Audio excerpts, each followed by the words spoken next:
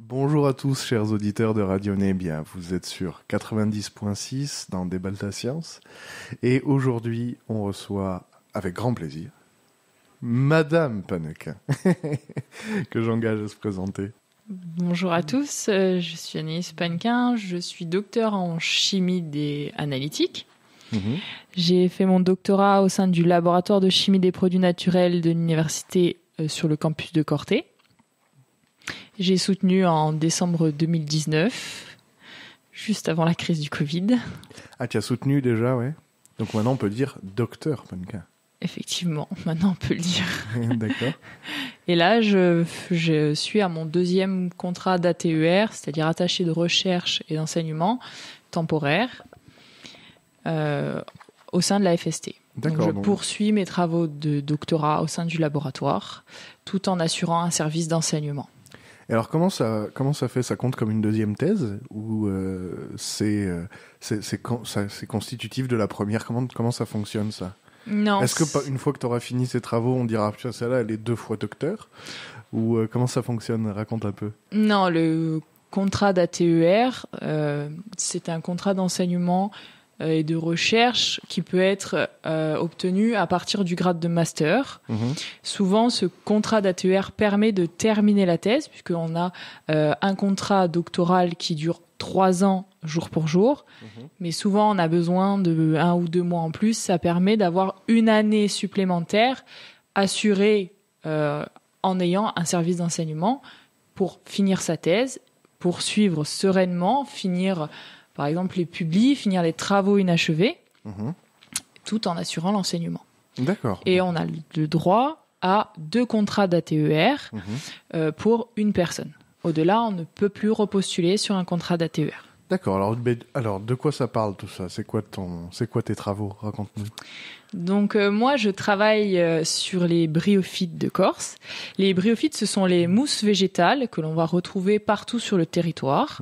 Et je vais aller étudier leurs composés volatiles. Donc on va travailler principalement sur leur huile essentielle, qui est très peu connue, et sur leur fraction volatile, donc tout ce que va pouvoir émettre le végétal dans l'air. Nous avons fait le choix au laboratoire de travailler sur cette problématique, car les bryophytes sont un embranchement végétal très important. On compte 18 000 espèces dans le monde, et encore, il y a débat sur les chiffres.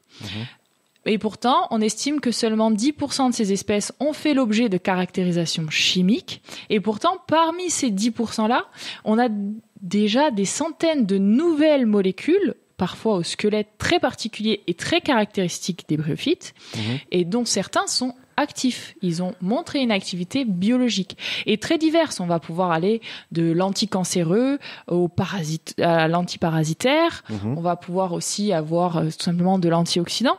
Donc ça laisse entrevoir une application, que ce soit dans la cosmétique, dans le médical, la pharmacologie, mais on a aussi un petit aspect sur tout ce qui va être agroalimentaire, agriculture, parce qu'on sait que ces végétaux-là, ce sont les seuls végétaux à ne pas être attaqués par les herbivores, à être invulnérables aux bactéries, aux virus. Donc on peut penser que ces végétaux-là sont capables d'émettre un signal ou une molécule caractéristique qui va éloigner tout ce qui va être herbivore, mais elle va pouvoir aussi avoir des applications allélopathiques. Allélopathiques, c'est-à-dire qu'elle va interagir avec les autres végétaux, donc soit par un signal chimique volatile ou par des molécules qui vont passer à travers l'eau. Non, tout est possible là. C'est un champ de recherche, je pense, qui est très intéressant, très vaste et encore très peu connu. Et le peu qu'on en connaît, on sait qu'il y a des débouchés pour aller plus loin. D'accord. Donc éventuellement, effectivement, tu pourrais, à la fin de tes travaux, breveter plusieurs molécules ou des choses comme ça, c'est ça? C'est une possibilité.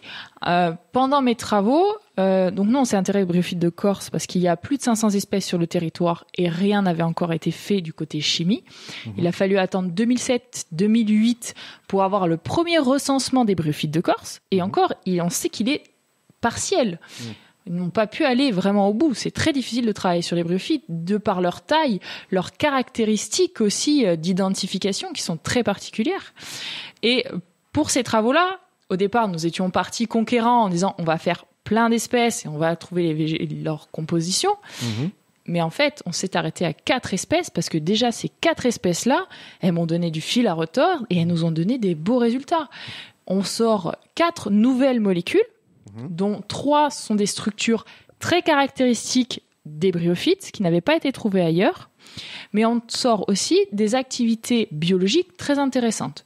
On a testé des activités antiparasitaires en partenariat avec la Belgique, où j'ai une espèce qui est assez intéressante, mais elle est très cytotoxique, donc difficilement utilisable réellement en thérapie. Oui, c'est-à-dire qu'il y aurait beaucoup trop d'effets secondaires, c'est ça ? C'est ça. Pour l'instant, ça voudrait dire qu'elle est capable d'attaquer l'organisme sans faire de distinction entre les cellules ou les organites qu'elle va attaquer. On met la poutre, quoi. Voilà, exactement. Donc, pour cette espèce-là, il faudra aller plus loin, aller identifier quelle est la molécule qui va être active, parce que peut-être que cette molécule-là est active en antiparasitaire, et puis sa collègue, qui est aussi dans le mélange, serait, quant à elle, cytotoxique. Donc ça demande d'aller plus loin. On a eu aussi des très beaux résultats en partenariat avec le laboratoire de biochimie de l'université qui ont travaillé sur l'activité antimicrobienne indirecte de Frulania tamarici. C'est une de mes espèces. L'activité indirecte, c'est-à-dire qu'on va avoir une bactérie qui va être multirésistante, donc elle ne va pas réagir au traitement habituel. Et lorsqu'on va ajouter cette huile essentielle, elle va réussir à rendre cette sensibilité à la bactérie. Et ça, on sait que la souche sur laquelle on travaille, c'est par un système de pompe à efflux. C'est-à-dire que la bactérie va être capable de relarguer l'antibiotique qui va rentrer dans sa cellule. Donc, elle va réussir à réduire la charge de l'antibiotique et donc redevenir résistante. Donc, cette huile essentielle, visiblement, va bloquer ces pompes à efflux de manière à avoir une quantité suffisante d'antibiotiques qui va pouvoir venir à bout de notre bactérie. D'accord. Oh là là. Bah alors, du coup, pour le coup, effectivement, oui, il n'y a pas de limite envisageable, quoi. A priori, si sur 4 espèces, on a déjà tout ça, j'imagine que, effectivement, par la suite... Toi, dans tes recherches, combien tu comptes étudier d'espèces ? Comme tu disais, il y en a à peu près 500 sur le territoire. Est-ce que le but, c'est de faire une cartographie complète de tout ça, ou tu as des ambitions moins totales, moins absolues ? Comment ça se passe ? Ou est-ce que tu te diras, c'est assez ? C'est jamais assez. Quand on est arrivé sur ce projet-là, on s'est dit, allez, on va faire comme avec les végétaux supérieurs, on va prendre une grande gamme, on va travailler sur un large spectre. Et on s'est rendu compte qu'avec nos 4 espèces, déjà, ça demande tellement de travail qu'on n'a pas pu aller plus loin en 3 ans. Maintenant, au cours de mon ATER, de mes 2 ATER, le but est de travailler un petit peu, d'élargir ces espèces-là. Le problème, c'est que quand on travaille sur les bryophytes, on va, dans les bryophytes, avoir 3 classes de 3 sous-familles, en fait, qui vont être les hépatiques, les anthocérotes et les mousses à proprement dit. Et les 4 espèces sur lesquelles j'ai commencé à travailler, ce sont les hépatiques. Ce sont les seules de ce règne qui vont faire de l'huile essentielle. Après, tous les autres, il va falloir passer sur des extraits qu'on va dire non volatiles et qui demandent une méthodologie et des instruments qui sont différents. Donc, c'est cet axe-là que maintenant, je vais essayer de prendre sur ces 4 espèces-là, mais aller plus loin, l'idéal serait de travailler sur les extraits d'une 50aine d'espèces. Mais ça demande de faire ce qu'on appelle un screening, donc c'est aller prélever un peu au bonheur la chance, le faire identifier par un spécialiste et travailler sur ces extraits-là à l'aide des instruments que j'ai au laboratoire à disposition, mais aussi avec des partenariats par exemple, moi j'ai une collaboration avec Marseille, avec Aix-Marseille Université pour tout ce qui va être analyse de RMN et une collaboration aussi avec un professeur de Suisse. Ah ben dis donc. Dis donc. Non mais du coup, oui, c'est vrai que ça peut vite faire le travail d'une vie, cette affaire. comment, souvent dans l'imaginaire des gens, mousse, lichen, enfin en gros tout ce qu'on va trouver sur un caillou, c'est à peu près la même chose. C'est quoi la différence qu'il y a entre deux mousses, ou entre mousse et lichen, entre mousse champignon, lichen champignon? C'est quoi un petit peu comment tu caractérises ton objet d'étude? On va souvent faire la distinction entre les mousses et les lichens, dans le sens où le lichen va être dépendant d'un autre hôte, ils vont surtout être en symbiose. Le lichen va avoir besoin d'avoir quelque chose en plus, alors que la mousse, elle va être complètement autonome. Elle va avoir, on va dire, la partie dite racinaire, mais qui en fait, pour elle, n'est juste qu'un support de fixation qu'on va appeler un rhizoïde. Elle n'en tire aucun nutriment. Elle n'en tire rien du tout. Tout va se passer chez la mousse dans la partie verte que l'on voit en fait, donc la partie aérienne, qui va assurer aussi bien l'apport en oxygène, l'apport en eau, mais aussi l'apport en nutriments. Tout va se passer par cette partie-là. Pour le coup, tu disais tout à l'heure que c'était ces 500 espèces se font, ou même ces 1800 du coup, ne sont pas du tout embêtés par les herbivores. Est-ce que du coup, c'est dans leur biotope ou dans leur écosystème, c'est le top des végétaux? Ils sont pas de prédateurs? Comment ça se passe? Il y a rien pour les tuer? Comment c'est quoi la limite? La limite des mousses, c'est qu'elles restent primitives, donc elles sont dépendantes à l'apport d'eau. D'accord. Alors les mousses, c'est vraiment les bryophytes en eux-mêmes, c'est vraiment quelque chose de très particulier, de très intéressant, parce qu'effectivement, elles sont très dépendantes de l'eau. Surtout, c'est la catégorie des hépatiques qui vont plutôt être sur le bord des fontaines, sur le bord des ruisseaux. Donc, il leur faut un apport constant. Les mousses, elles sont un petit peu plus évoluées. Les mousses, à proprement dit, elles sont un peu plus évoluées parce que même si elles ont une forte dépendance à l'eau, elles sont capables de se plonger dans un état d'anhydrobiose, c'est-à-dire elles vont sécher et elles vont se mettre dans un état de dormance. Et cet état de dormance, il peut durer 2, 3 jours, 3 mois, 2 ans, 20 ans. Certaines espèces ont été réanimées après avoir passé 20 ans dans un herbier.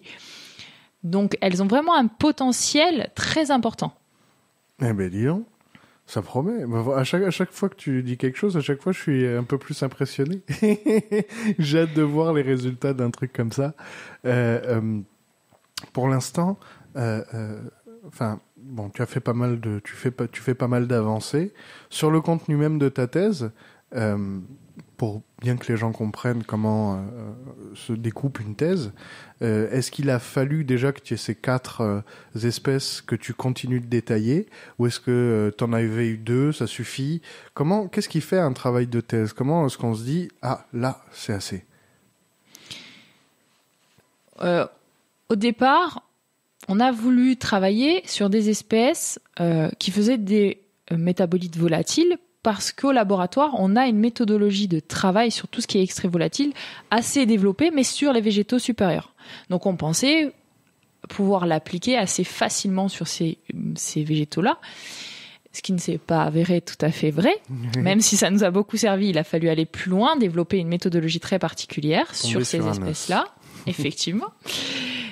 Donc on est parti comme préambule d'avoir des espèces qui sont donc productrices d'extraits volatiles, donc d'huile essentielle. Donc on s'est sectorisé aux hépatiques.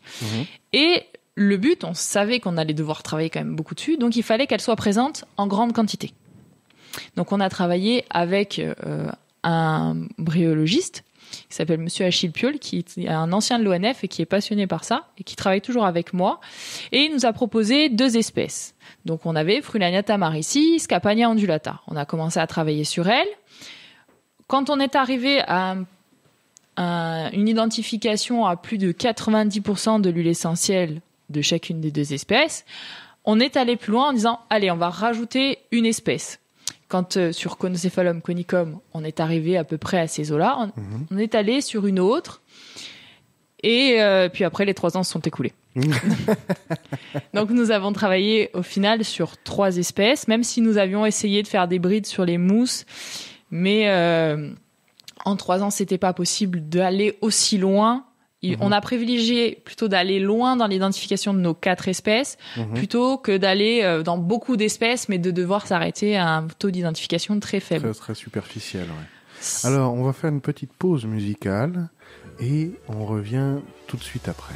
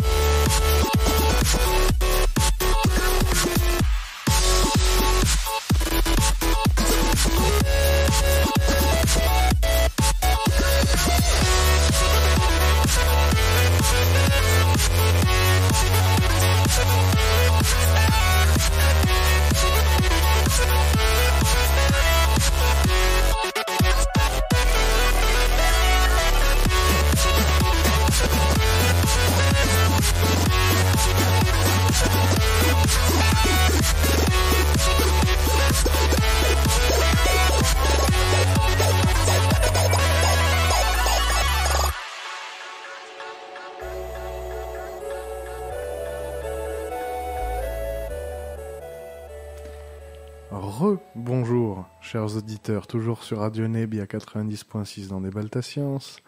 Alors, comme tu disais tout à l'heure, c'est un domaine qui est assez peu connu et qui est assez peu étudié.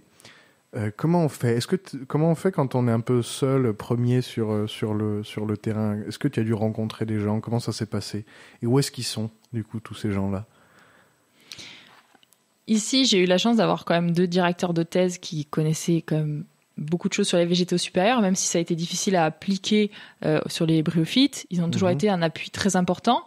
J'ai eu surtout Monsieur Achille Piolle, qui m'a permis d'avoir tout ce qui est côté botanique, identification.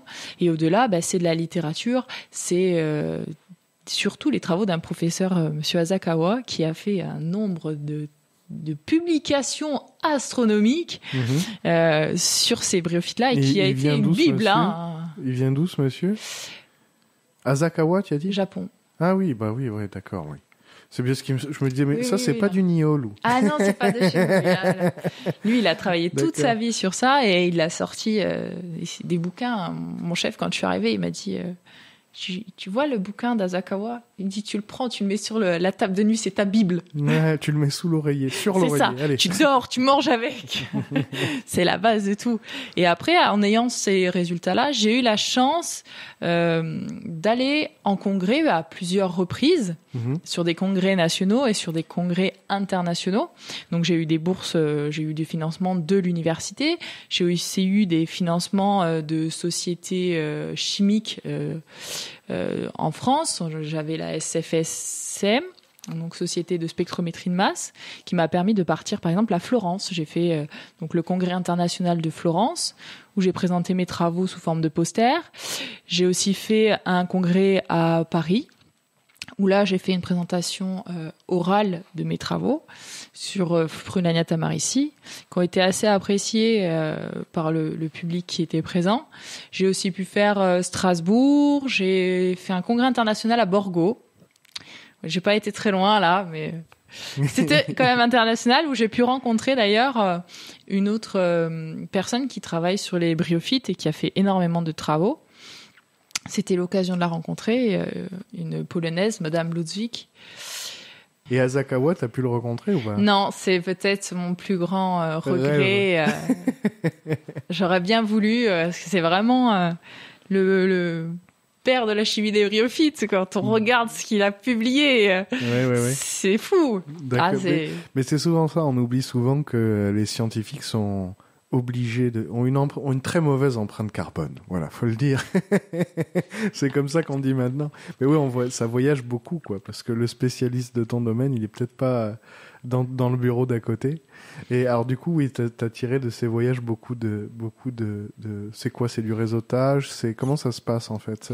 À quel moment? Est-ce qu'ils vont te dire, d'aller chercher dans une direction qu'elle t'a pas pensé, puis hop, c'est là que ça devient... Ou est-ce que le simple échange soulage l'esprit et du coup ça te redonne de l'énergie pour continuer? Qu'est-ce qu'on tire en vérité de toutes ces rencontres? Tu tires un peu des deux. C'est d'aller présenter tes travaux et de voir quand même qu'ils sont appréciés, que tu vas dans la bonne direction, que t'es pas inaperçu. Quand t'es accepté en conférence, c'est quand même que t'envoies pas n'importe quoi. Donc déjà faire des communications orales ou posters, ça valorise. Pour nous, ça valorise le laboratoire, ça valorise l'université aussi, d'avoir ces doctorants, ces docteurs, ces enseignants, d'aller voyager. Ça permet aussi de faire des rencontres, de rencontrer des gens de son domaine, mais aussi de domaines annexes qui peuvent parfois nous donner justement l'idée quand on va en congrès.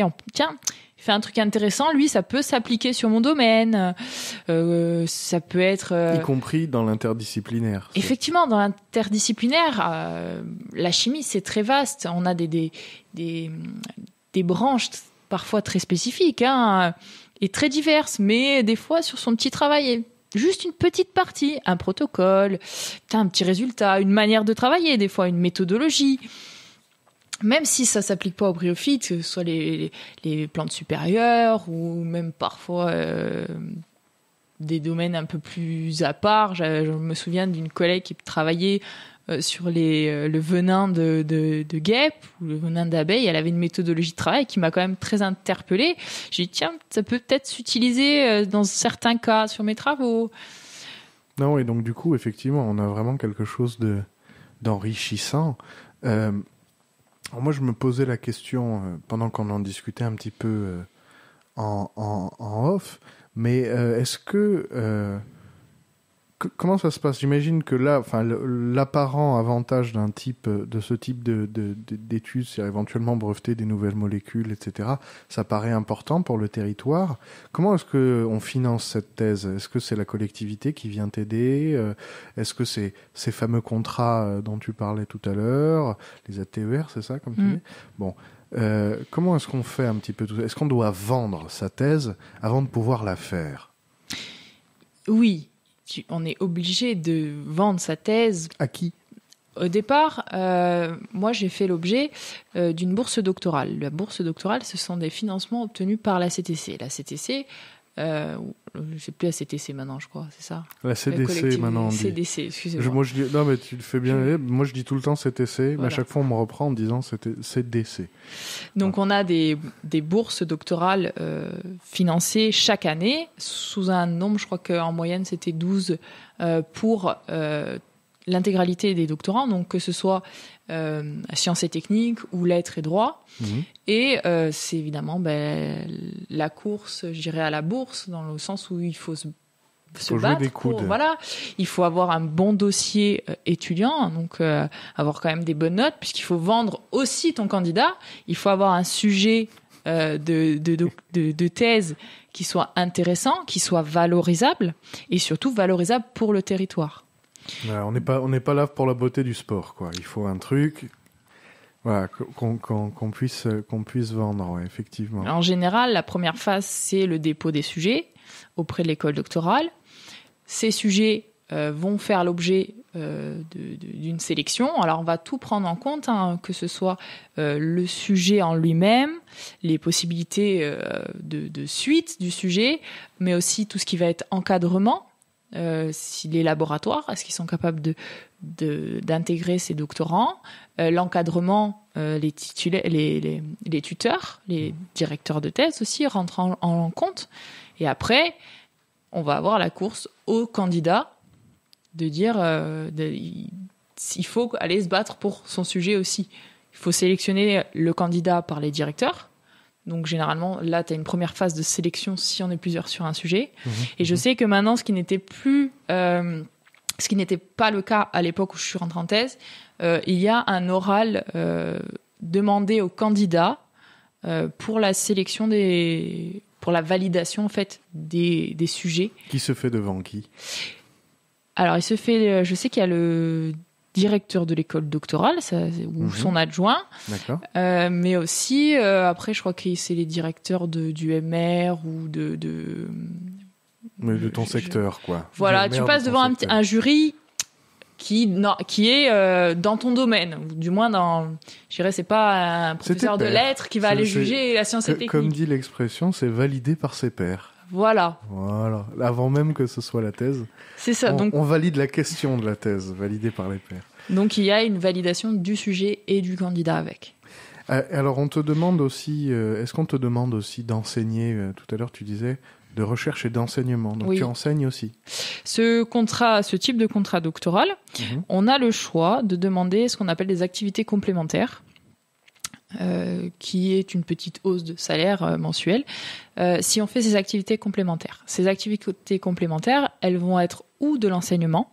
Donc pour un doctorant, c'est 64 heures d'équivalent TD par an, ou alors des activités de diffusion de la science avec l'organisation de congrès, l'organisation de manifestations scientifiques.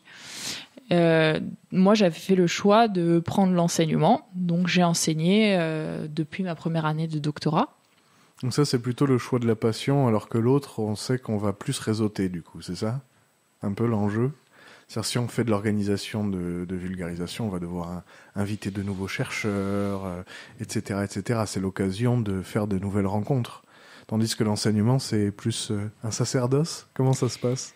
Comment tu as fait ce choix-là, toi? Souvent, c'est aussi, je dirais pas la tradition du laboratoire, mais je sais qu'il y a certains domaines, comme chez nous, où on va faire principalement de l'enseignement, parce qu'on en a des besoins. On a besoin d'enseignants. Donc, tes directeurs vont souvent t'orienter dans cette voie-là. Après, il y en a qui préfèrent ne pas les prendre, parce que c'est quand même un investissement important. Les activités complémentaires sont pas obligatoires jusqu'à nouvel ordre. Donc, on peut faire le choix de pas les faire. Sinon, oui, effectivement, il y en a qui vont faire le choix d'organiser des congrès ou de participer, par exemple, à l'organisation de tous les ans de la fête de la science. Toutes ces manifestations-là. Donc après, c'est un quota horaire. Il faut quand même confirmer qu'on a fait ces heures-là auprès de l'école doctorale tous les ans. D'accord. Bon, malheureusement, on arrive déjà à la fin de l'émission. Très chers auditeurs, je vous dis à très bientôt. Merci, Madame Paneuc. Merci Anaïs d'être venue et de nous avoir parlé des mousses. Je vous dis à bientôt.